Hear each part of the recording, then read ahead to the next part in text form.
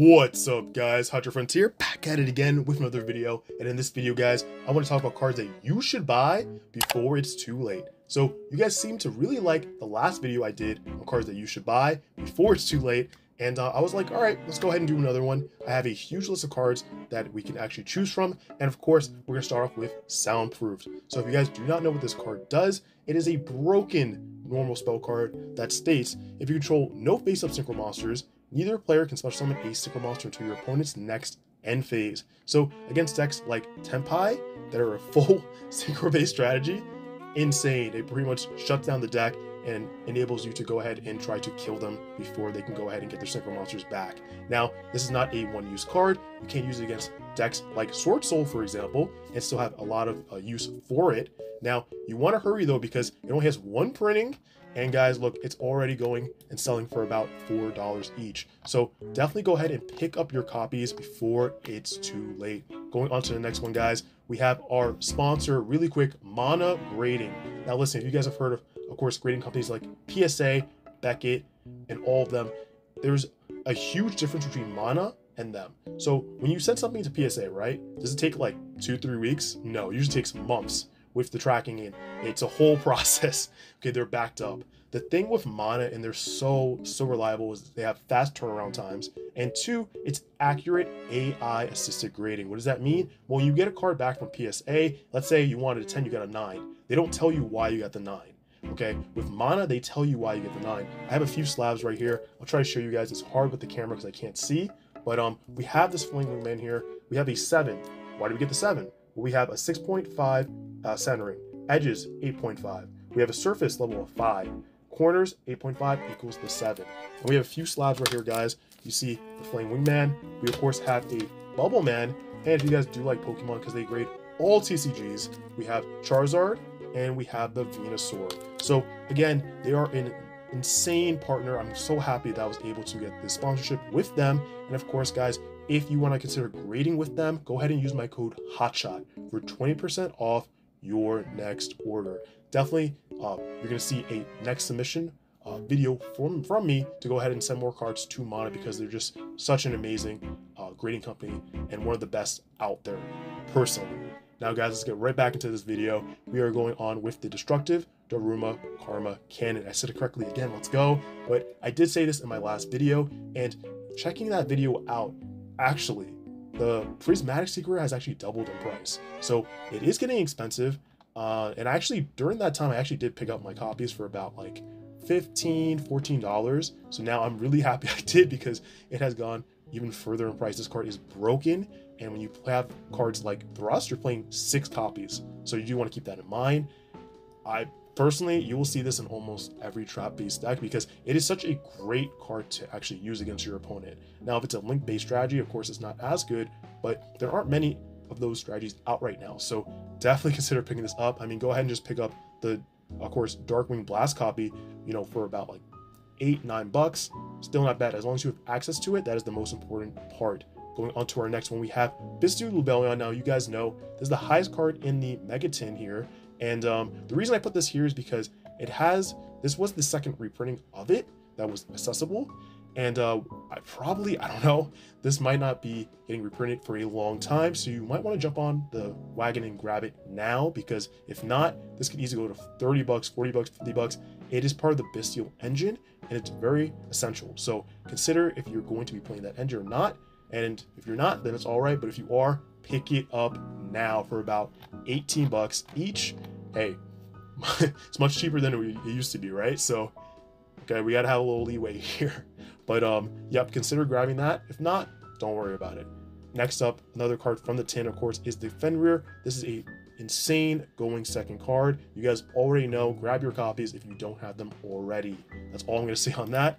Next up, we have a Fabled Lurie. So this card, specifically the dual terminal card, has skyrocketed, and mostly because people are using it in the Dio Bellstar Snake Eyes deck. Now you see this price jump because of course people are just memeing because there's only like 4 copies on TCG Player, but you don't have to go ahead and buy this specific version. You can just go ahead and get a common from chapter 1, which Personally, I never thought anything would be really good from Chapter 1, but here you go.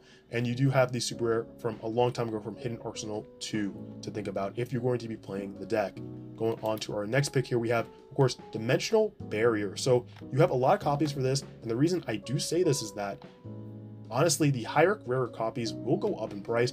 The Quarter Century Secret Rare has gone up actually a few weeks ago, but other copies will slowly pick up because this card is really OP, and I wouldn't be surprised to see this on the next ban list, personally.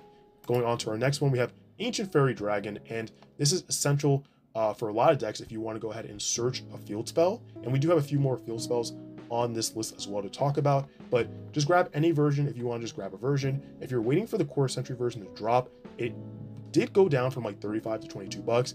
If it goes below 20, I would pick it up personally. If not, and you don't really care about the price, just pick it up right now because it definitely could go even further and higher in price as the time goes along. Going on to the next one, we have Infinite Impermanence.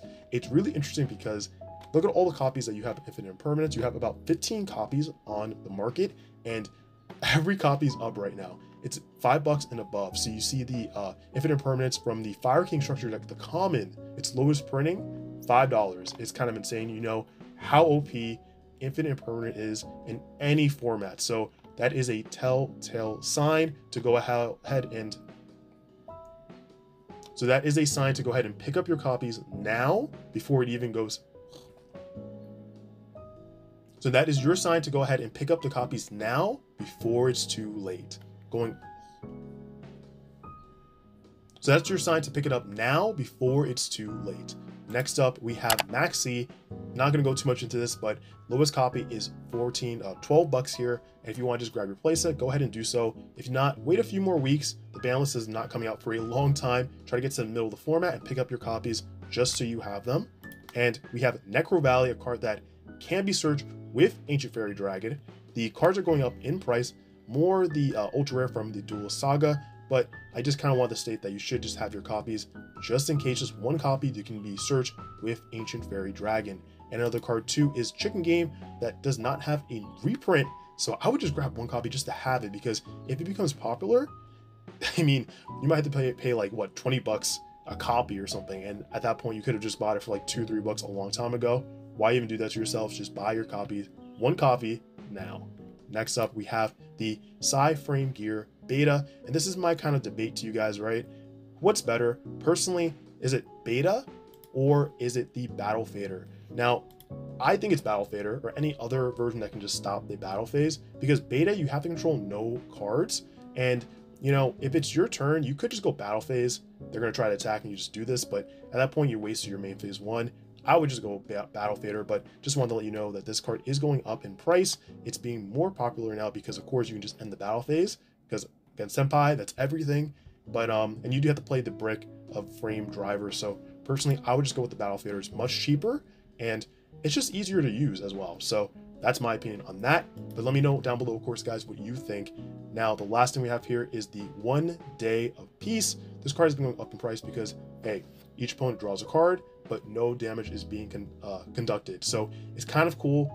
Everyone, you know, kind of gets an advantage on that. But at the same time, you're saying no to your opponent from doing any damage to you. So Tenpai, sorry, not OTKing me this turn. Definitely a great thing to say to your opponent that's trying to OTK you. But guys, looks like that's the end of the cards that you should buy before it's too late video. If you guys liked the video, make sure you give it a huge like, comment down below of any cards that you liked, plus cards that I missed. And guys, if you're not subscribed to the channel, what are you doing? Go ahead and hit that subscribe button, turn on the notification bell so you're updated the moment I upload new videos. But guys, that's it for me. Hope you have a great rest of your day or night, and I'll catch you in the next video. Peace.